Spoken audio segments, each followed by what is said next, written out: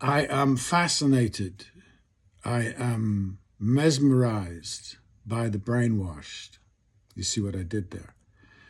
How often thinkers unoriginal and therefore their groupies point out the brainwashedness of their opponents, the insistence that social media, Fox News, X, Trump have turned otherwise lovely, intelligent folk into zombie jackals. Well, on the evidence, the Joy Brigade has dropped acid. Sam Seder said, Kamala is minimally more likely to relent on Palestine, so vote for her when she enters office. I looked at the otherwise astute man for evidence of concussion. Liz and Dick Cheney have said they are not just voting against Trump. Try that. But enthusiastically for Kamala because of her foreign policy. Wake up. Or maybe not, maybe that's what you like. This fact makes The Walking Dead the Walking Democrat, unless I am much deceived, always possible, that the Democrats are the party of old-fashioned equality, but in fact, they hold self-evident that Arabs are not included.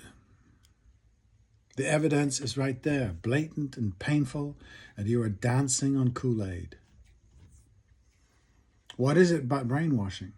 That the Western world is so practiced and inured to the violences of occupation that nobody asks why Hamas even exists?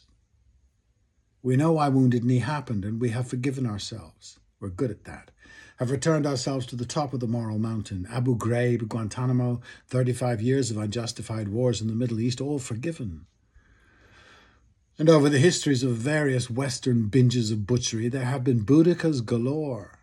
October 7th is not unprecedented at all. It is what the occupied tend to do, the ones with balls. What would you have done is the pressy, prickled question of the butter wouldn't melt in my mouth media, justifying a murder differential of 10 to 1 at least, at last count. Nobody asked why 9/11 happened. No one asks why October the 7th happened. They know. They have decided. The attackers are just evil. Barbaric, human animals. Sorry, dears, they are responding in kind. It is the worm in the Western root. Israel deserved it like the US deserved the Little Bighorn. The history of nations with overwhelming military superiority over their neighbors, Cannon in the Caribbean or Iraq's thousands of miles away, is foul. The Kamala we is aggravated by the smirk, not modified by it. The self-anointed world leader should look the word up in the dictionary. The word leader, it doesn't mean boss. When the bovine, what would you do, is asked, a leader would have said, time out, arms down, ASAP, all the leaders involved get in a room and talk this out. And when you say, that will never happen, that's impossible, they wouldn't, and all the rest of it, it means because you're not leaders. We are evidently not there yet. We are addicted to the righteousness of being right, brainwashed in self-righteousness, narcotic haze.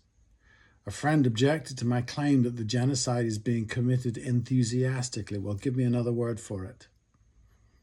For zealous supremacy, for the unstinting Western assumption of moral superiority, that calling people animals while behaving like animals, parentheses, animals is an insult to animals, end parentheses, is not recognized as evidence of brains washed and hung out to dry, is a toxic Western drug. Her bestial religion. We had a presidential debate. Ha ha. And zombies are creaming jeans that she smirked at he. The point of debate is to persuade, not whatever that was. That's why Jill Stein and the doctor were not invited. Cornel West, could have driven a truck through Kamala's babble. It is true that Donald couldn't. Hoist as he was by the new Reagan. So I have a metaphor that explains this horror show for me anyway. Beowulf. The USA has had a collective myth for a long time, a composite Grendel, a Russo-Islamic monster that haunts the fenlands of borders far away. Bibi, Zelensky and Harris are all Hrothgar.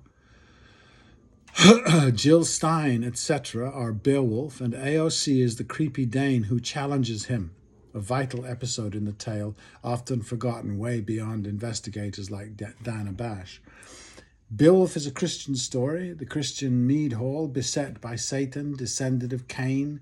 The evil is outside, always outside. Inside is all virtue. The AOC story is crucial. The Sam Seder idiocy. Beowulf today, not on the stormy North Sea with monsters, might have showed like Mandela and said, assume a kinship with the monster, talk them down.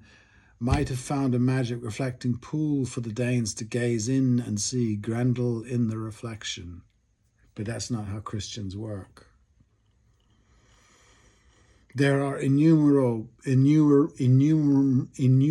filmed debates extant and available comparing the West to everyone else. They usually deteriorate to West or Judeo-Christian versus Islam, revealing again the stunning ignorance of the West and all its vaunted universities. Islam is Western. The butchery is sectarian.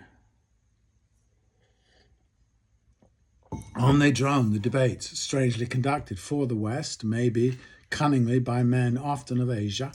The fun continues. One I saw, my latest, the tall white Brit arguing against the West, said what is indisputable is the Western need, the Western desire to feel superior. End quote. In a time and world where identity politics are sneered at from a great height, this is the one identity crutch that leaves the others in the dust, is in fact the reason for identity politics, the end of white male hegemony. I have a feeling, a hope, that the disaster at Gaza is the tolling bell, and Western culture will move at last out of adolescence with shiny bombs, or will at last blissfully be irrelevant. I say a hope because the wars today are the last thrashing of a dying T-Rex. Kamalaism, Starmerism, and their brainwashed camp followers will hang on. I suggest that when China gets Grendeled, you have a real revolution, if the climate abuse essential to Westernism allows, and throw these jokers out. Throw yourselves out, cold turkey, and get off the drug.